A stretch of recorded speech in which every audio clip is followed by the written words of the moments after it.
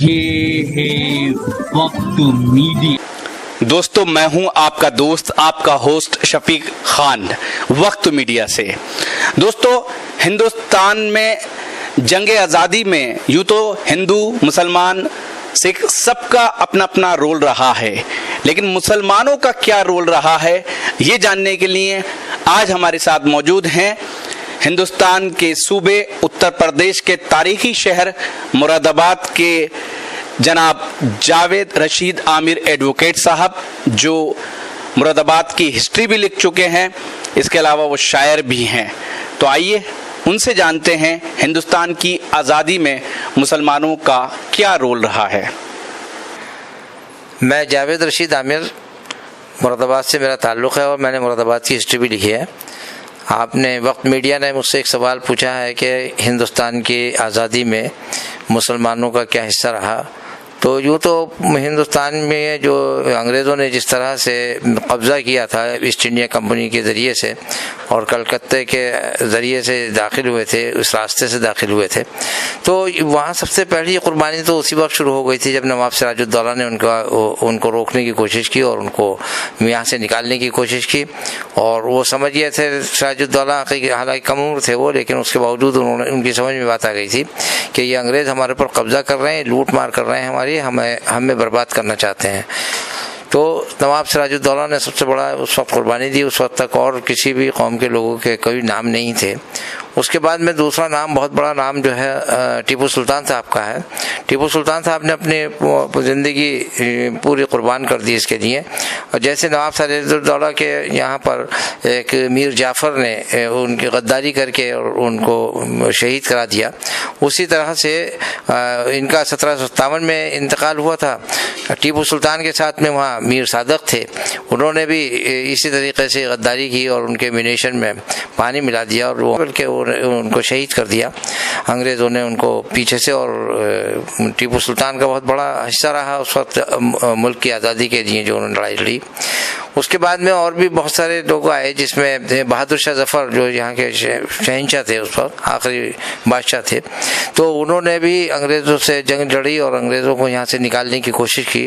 لیکن وہ جنگ ہار گئے اور ان کو انگریزوں نے سازش کر کے ان کو رنگون میں یہاں پر گرفتار کر لیا، اس کے بعد رنگون بھیج دیا، وہیں پر ان کا انتقال ہوا۔ اس کے بعد میں اور آگے بڑھی بات تو شاید آپ نے نام سنا ہو، بہت ہی امپورٹنٹ نام ہے اور ان کا تعلق ہمارے مرادآباد سے بھی ہے، محمد علی جوہر صاحب کا۔ تو محمد علی جوہر صاحب کا ویسے تو کچھ اس طرح کے حالات ہوئے ہیں، کیونکہ وہ اپنے ننیال میں پلے تھے، تو لوگوں نے یہی کہنا شروع کر دیا کہ وہ رامپور میں ان کی پیدائش ہوئی، حالانکہ ان کی پیدائش یہاں مرادآباد کے محلہ کسرول میں ہوئی تھی، ان کے والد یہیں کے رہنے والے تھے۔ تو اس کے بعد میں لیکن ان کی پرورش کیونکہ رامپور میں ہوئی تھی، تو رفتہ رفتہ ایک بات یہ بھی ہو گئی کہ وہ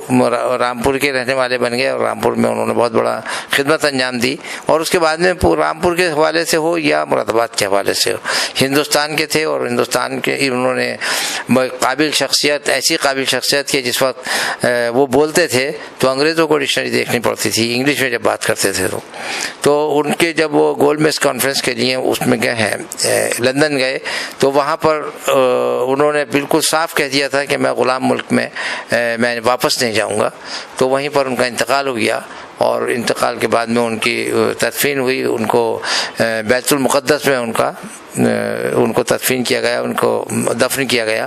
اور ان کی بہت جگہ باقاعدانہ نماز ہوئی، ایک ہی ملک میں نہیں بہت سارے ملکوں میں ہوئی۔ اس کے علاوہ جو اور ایک بہت بڑا کارنامہ تھا بیگم حضرت محل نے کا کارنامہ تھا، جنہوں نے بہت بڑی قربانی دی، اور انہوں نے ایک سب سے بڑا کام یہ کیا کہ بیگم حضرت محل نے ایک عورتوں کی فوج بنائی، اور انہوں نے یہ بتایا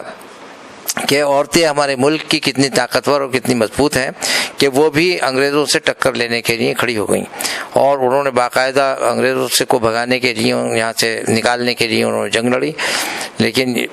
بیگم حضرت محل کا نام کوئی معمولی نام نہیں ہے، انہوں نے لکھنؤ، ان کی واجد علی شاہ صاحب کی وہ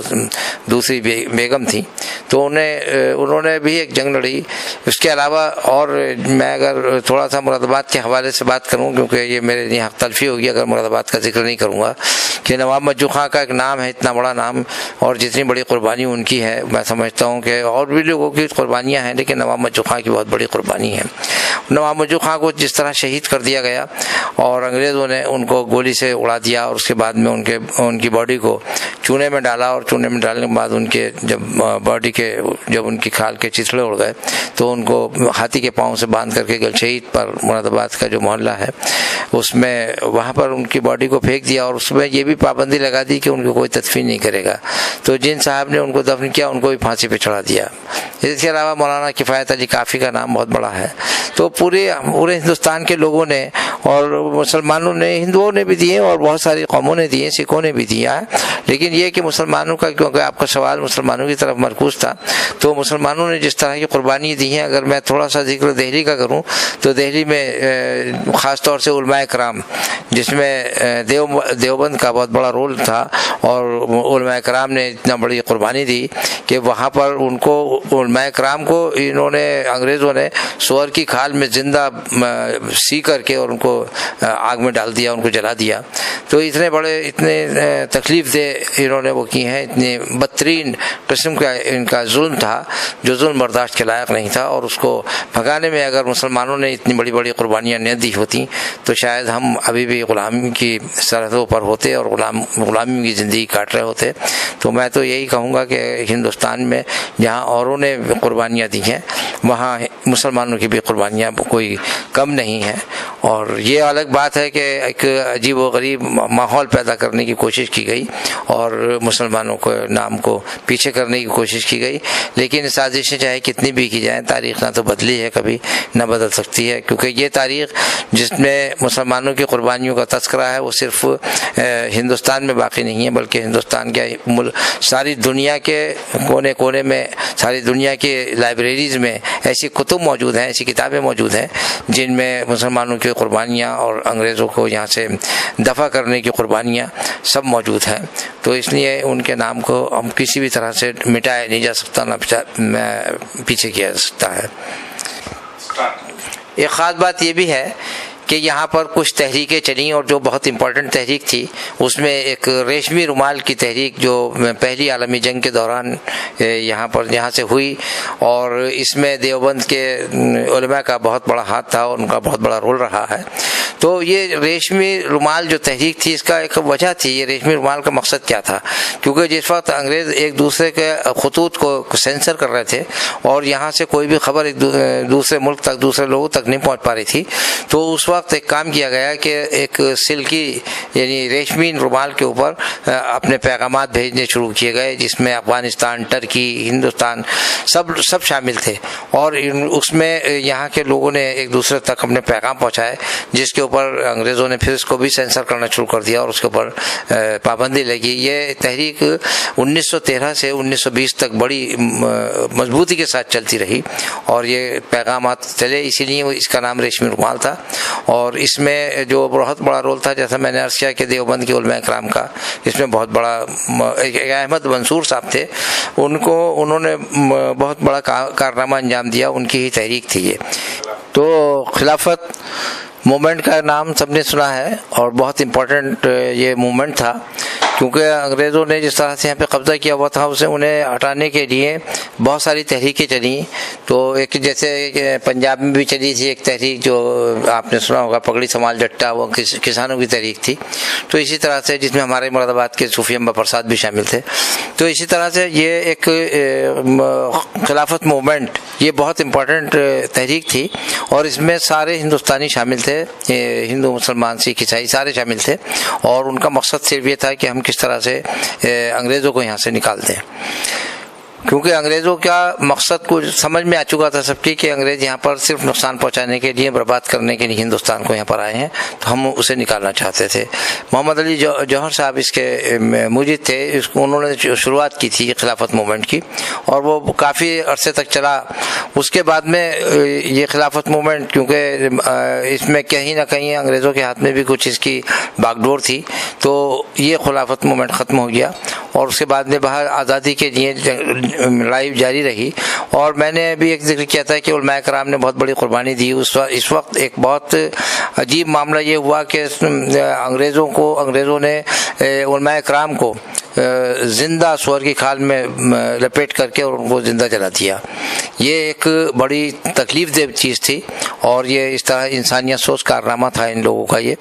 انگریزوں کا. اور اس کے بعد میں اسی طرح سے بہت سارے ظلم ہو رہے تھے. ان مظالم سے، ان اتیاچاروں سے چھٹکارا پانے کے لیے ہم یہاں کے ہندوستانی طرح طرح کی باتیں سوچ رہے تھے کہ کس طرح سے ان کو نکالا جائے.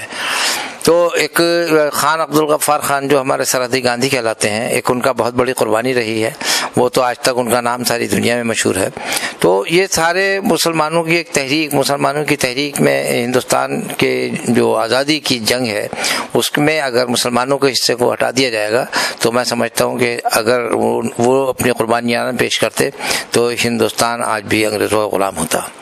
اس لیے میں تو یہی کہوں گا کہ اس ہسٹری کو اس کی ہمیں تحفظ کرنا چاہیے. اور یوں تو ایک شعر ہے میرا کہ زخموں سے چور